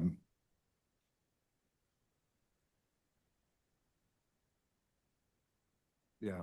I mean, I think there are other large buildings that don't have sprinklers in the Navy Yard, but I can't speak to the one you're speaking about. What's this, 57A, this building? This is proposed 57A. 57A.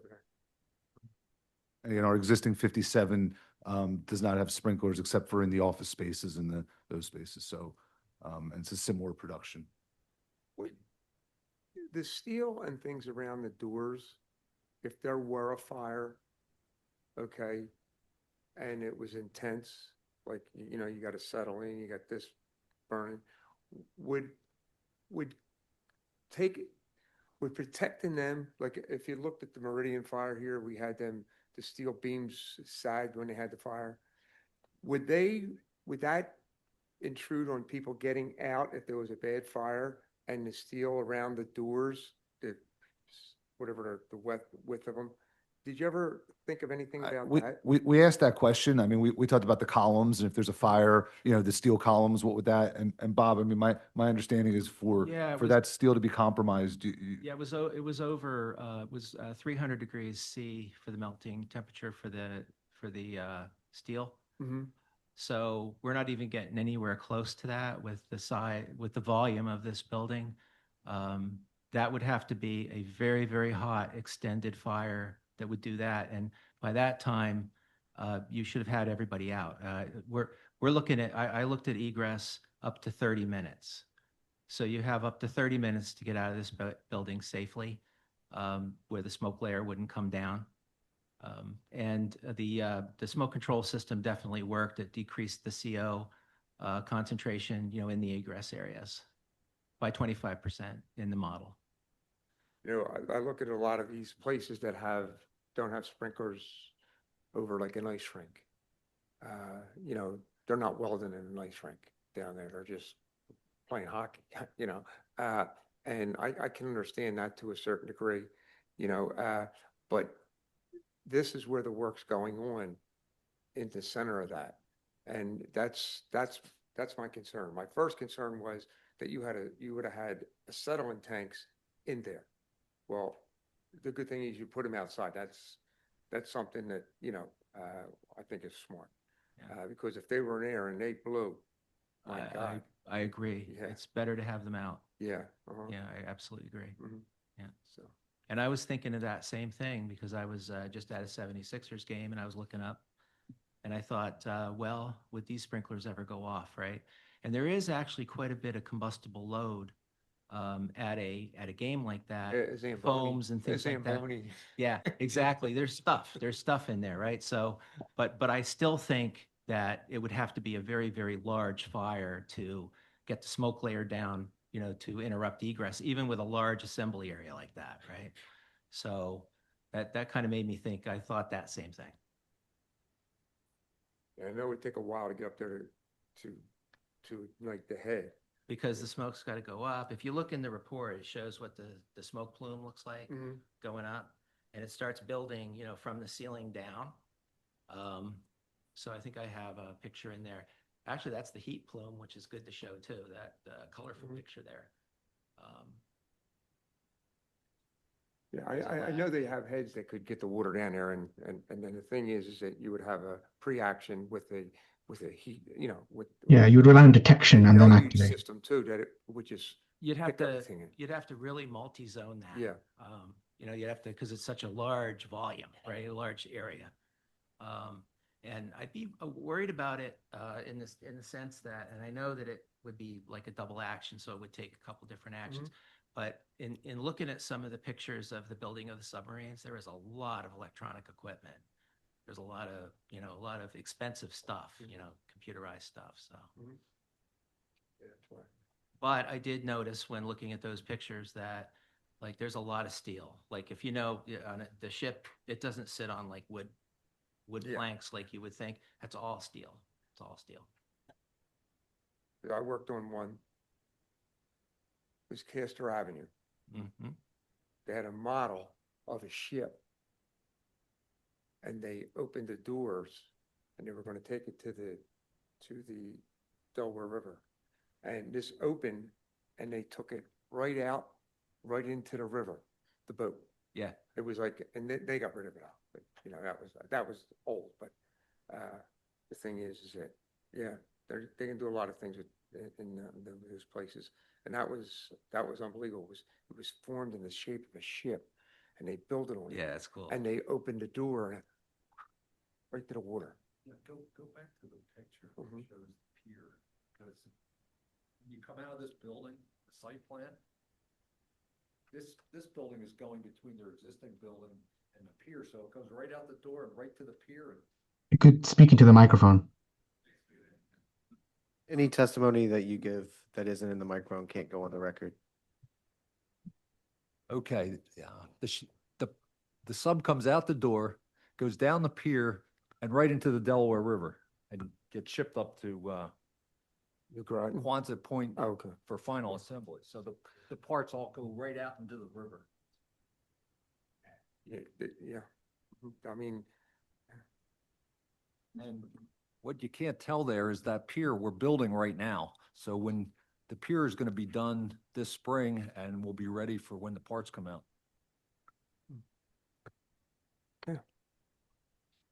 okay. We're going to take an executive session for a minute. Okay. All right, John, take it easy for a while. We are back on the record. This is the report. Thank you. Yeah, quick question. You may have addressed this. The construction of the office, lower portion, what's the construction between that and the high bay adjacent to it? Rated masonry wall. Right, okay. Good enough. Thanks. Okay. All right. The record.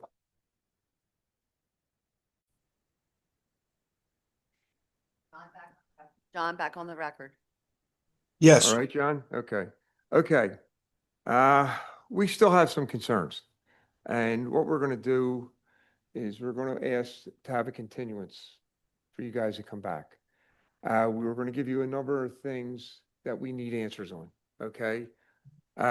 One, we got to find, we want an answer on the smoke evac system, whether that is already required and it's not an upgrade on your end. Okay. So that's number one.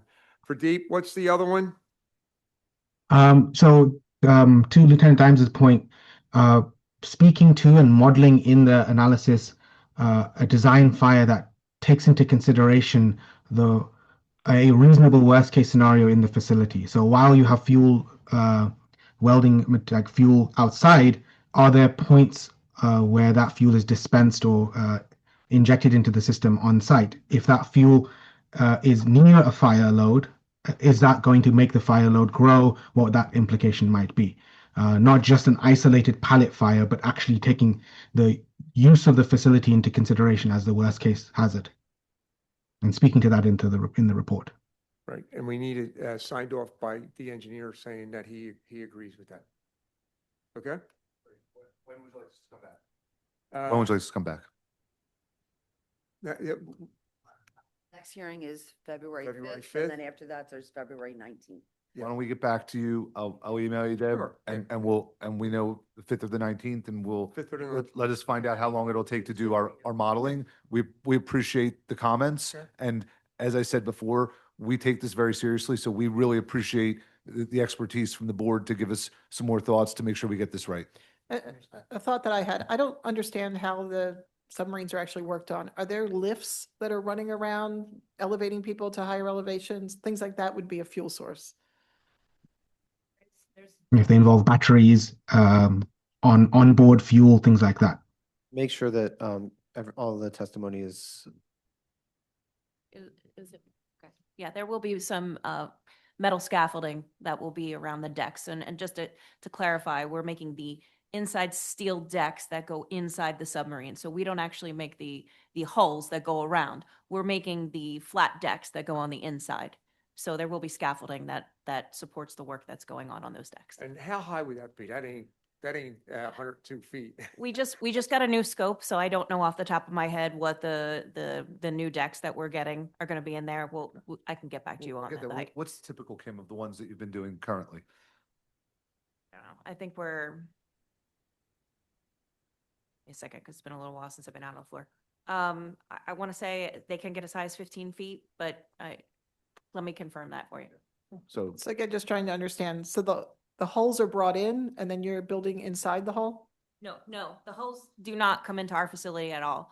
These are decks that go on the inside of the hulls. So the outside of submarines are constructed at Electric Boat and Newport News. What we're constructing are the steel platforms and the decks and the equipment that goes inside. So they get inserted inside what you're used to seeing, the round parts of the submarine. These decks get inserted inside of them. Okay, the statement was made that what's made in that it warehouse goes onto a barge. comes That was right out into confusing. the water, Go- and that's it go- why I it assumed go- there was a hull. Yeah, it goes onto a barge. That was confusing. That's not heavy steel in there, is it? It's very heavy. Yeah. Oh, it's very heavy. Yes. Yeah. Okay. It's going to be very heavy. That's, part of the crane structure that we need is to be able to, and the hook height is to be able to lift these extremely heavy decks. So yes, that's why they have to be shipped out through barge because of their weight. The floor loading is for 2,300 pounds per square foot. So it's a 3 to 5 inch thick floor slab with 150-ton cranes overhead to be able to lift the pieces.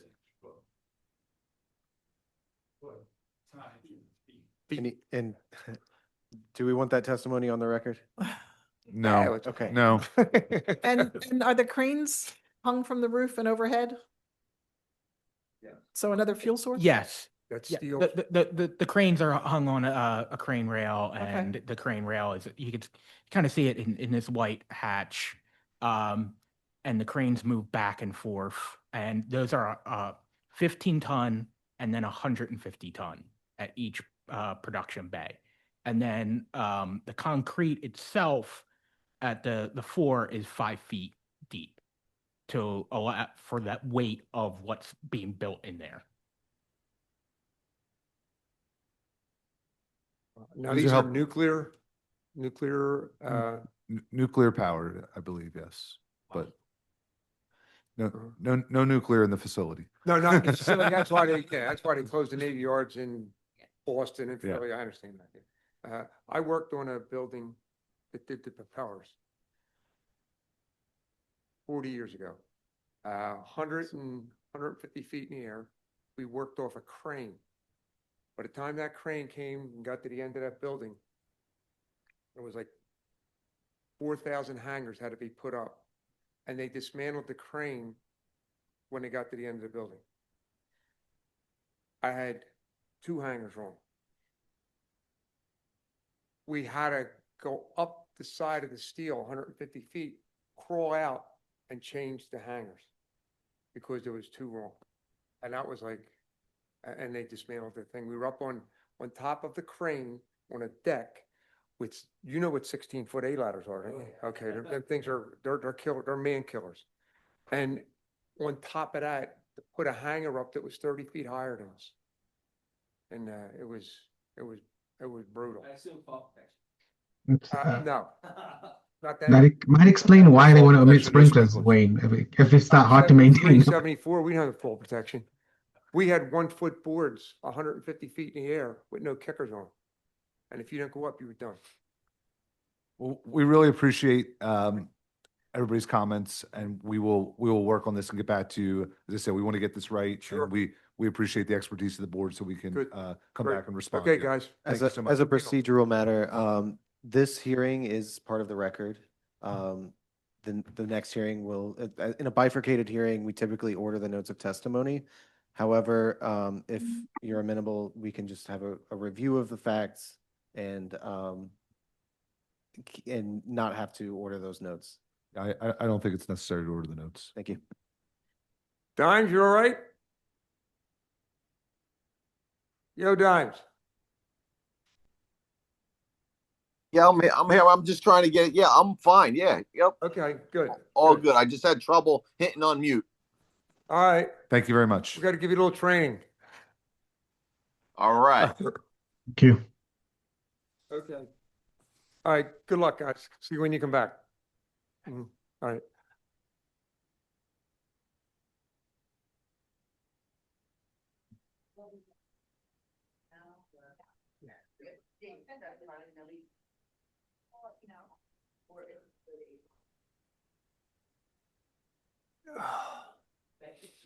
Bye.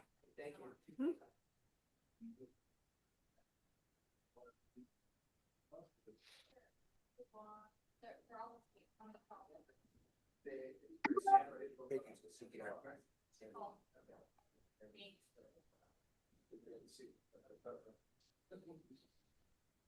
Okay, we got one more, right? Okay. Bring them in. Are they already in there? Okay. Okay, 1108.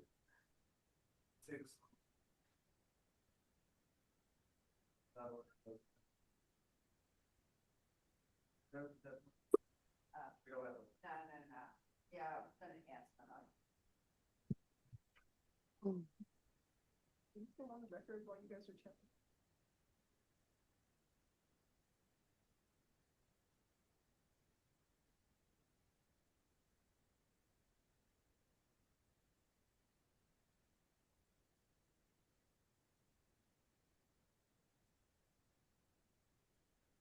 Sorry, is everybody ready for the next case?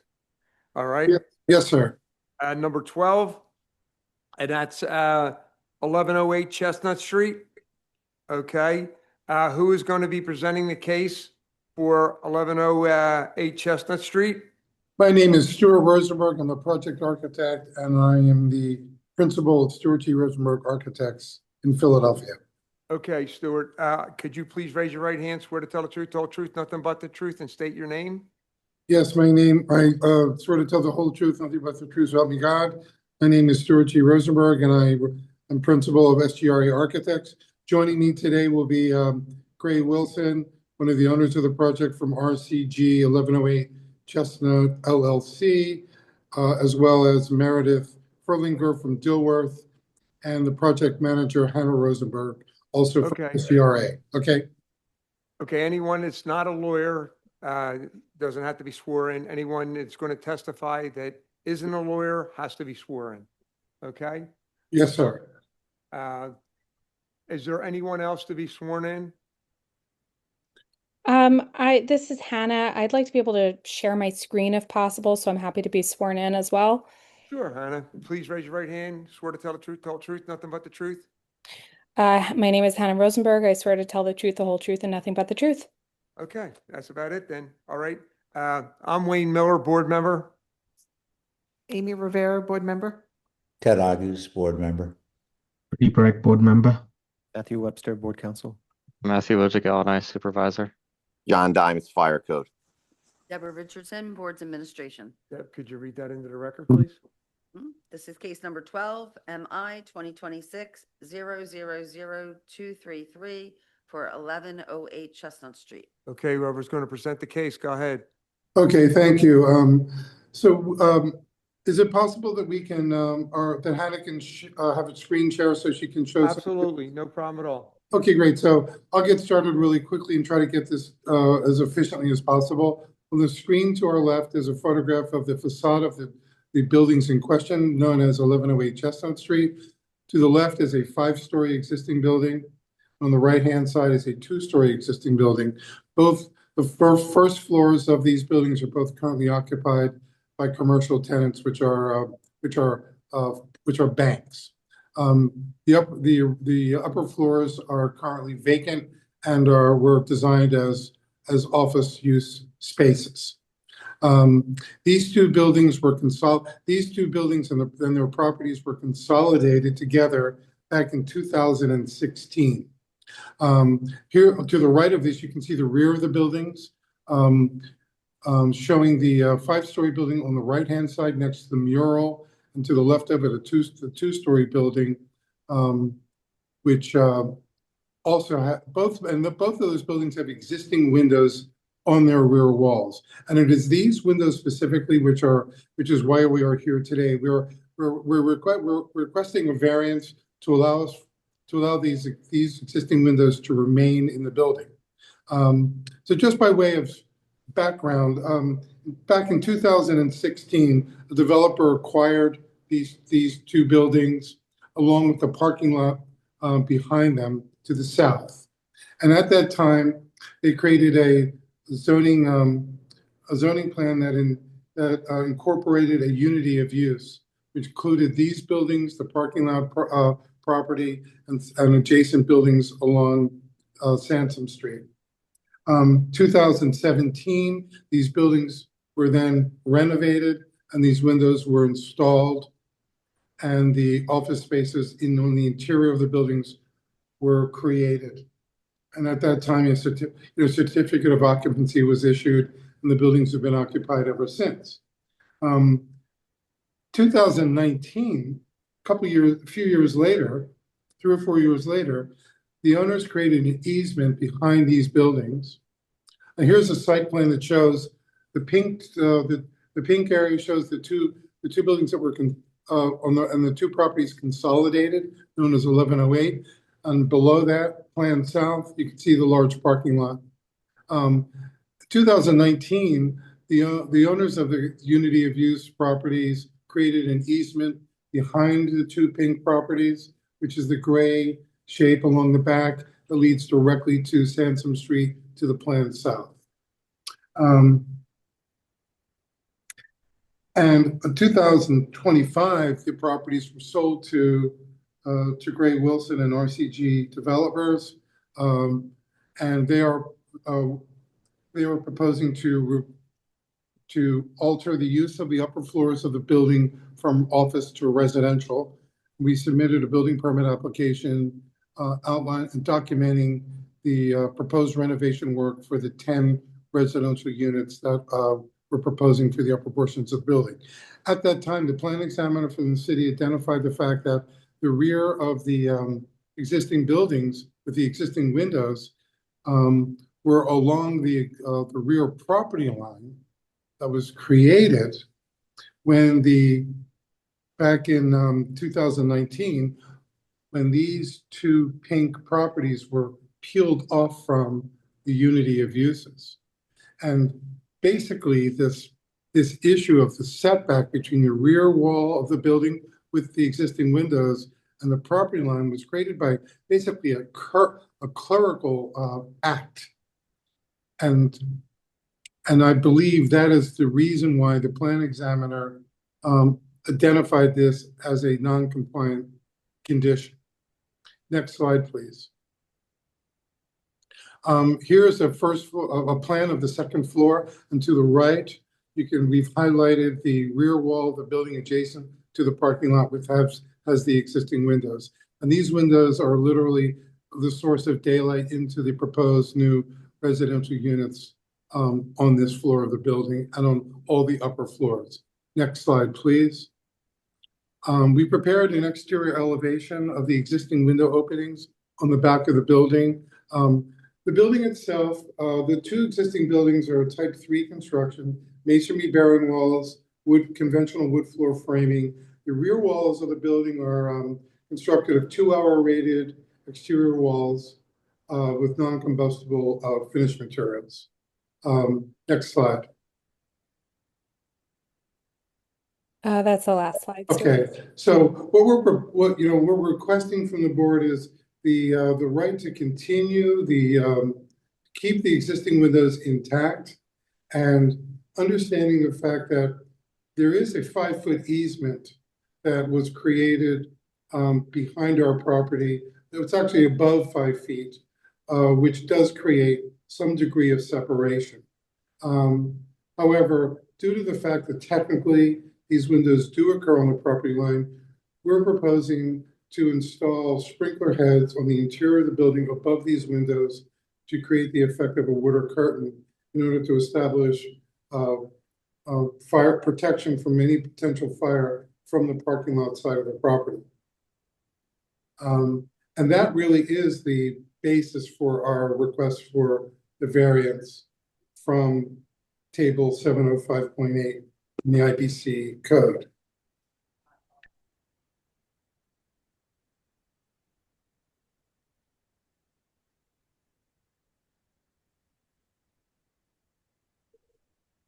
Can you show us the plan again?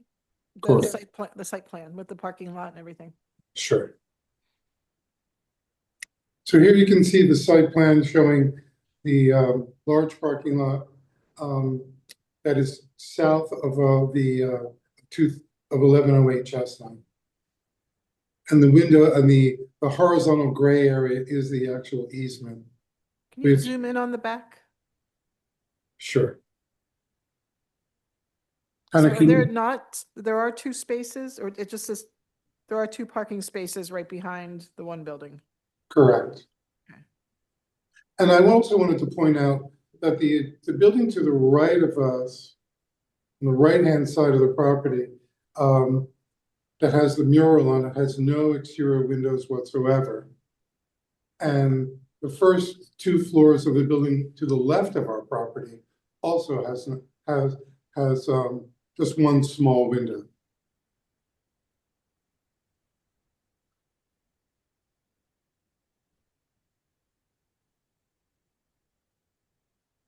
You know, we did an analysis of the window openings relative to the requirements for 705, table 705. And for properties with windows that are between 5 and 10 feet from a property line, we're permitted up to 15% of the exterior wall area being windows. And I think collectively we're slightly above that. Are you able to provide or are we able to view the language of that easement?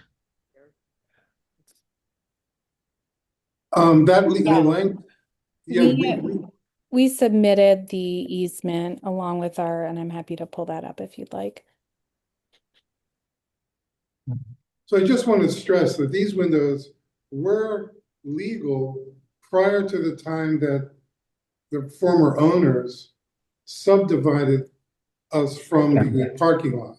And yeah, you went from Chestnut to Sansom and then split the parcels in half. Right. But there's no evidence of an easement that I can see. It doesn't mean it doesn't exist. I just can't see it. Yeah. Hi, Pradeep. It was recorded on, let's see, October 25th, 2022, document ID number 54113104. And Hannah, if you have it ready to bring it up, you're welcome to. I can also just share my screen. I have it up on the Philadelphia Recorder of Deeds website. There you go. Perfect.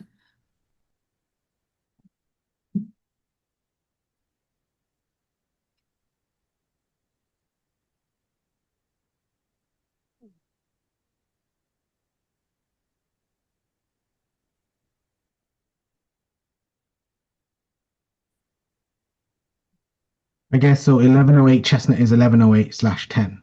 Oh, I thought it's supposed to be red. Okay. That's correct, yes. Uh, And you can see that, the real hardship here is that these windows exist and eliminating them would render since these buildings are very long and narrow, their only major light source occurs from the south wall. And eliminating these windows would render the interior spaces virtually uninhabitable from a practical perspective. yeah. And is the owner prepared if that lot gets sold and something gets built up to the property line that they will be enclosed for the most part? They'll just have that little alleyway between them. I believe if they're aware of that, yes. And that is a possibility.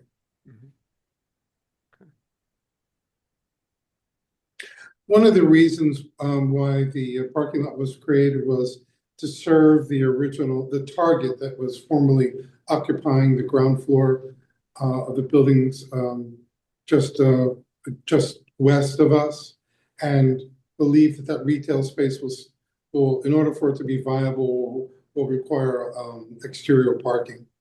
So but on the other hand, there's no way of guaranteeing that, obviously.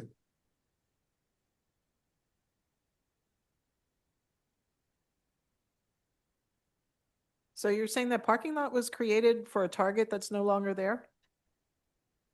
I think that was one of the reasons, yes. I mean, I believe at the time, Target required on-site parking in order for it to, for that to be viable location. But I believe that space still exists. I believe the space is currently vacant, but still exists.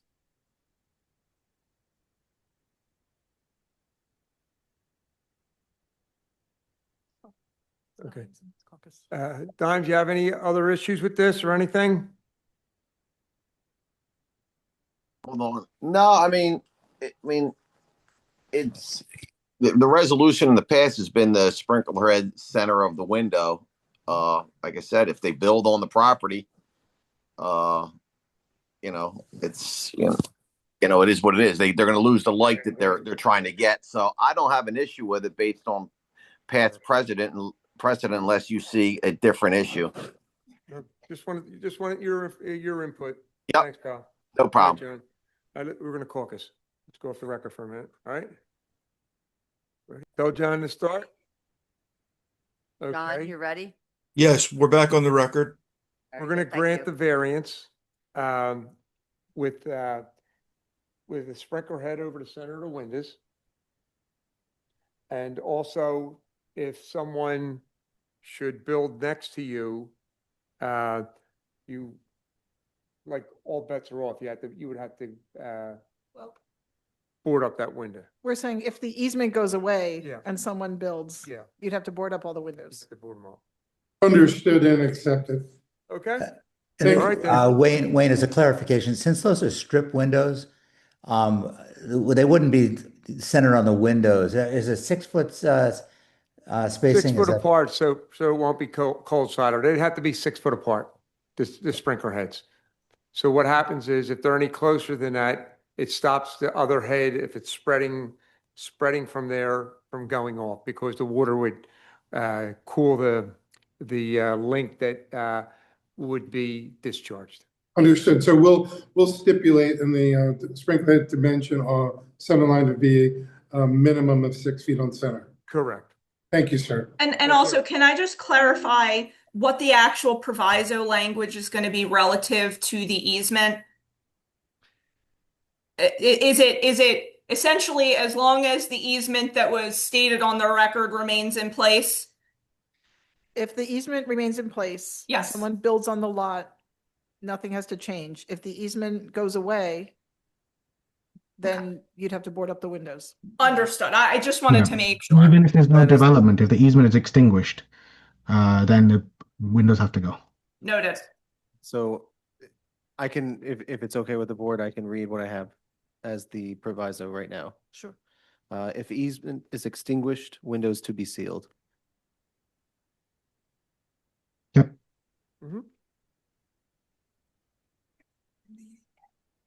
Meredith, are you okay with this? I am, Matt, if you wouldn't mind, can you reference the actual easement document ID? I don't know if there's any other easements that burden these properties, so I just want to make sure that we're Absolutely. not inadvertently bringing in easements that have nothing to do with this. Absolutely. Would you please read that to me if you have it available? Yeah, give me I don't two- have it. I don't have that file available to. No, it's totally fine. Give me 2 seconds. This is the reporter. I made note of it if you would like me to state it. Please. You're awesome, John Kelly. I'm sorry, I guess I'm talking on the record. 54113104. Just to confirm, 54113104. That was the number I saw on the document. Just confirming that. Confirming that appears to be the correct number, just pulling it back up on the screen for reference.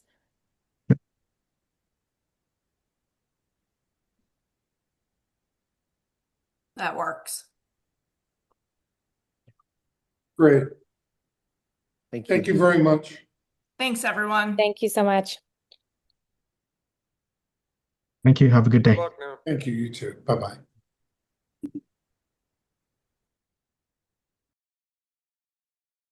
Fine. Yeah,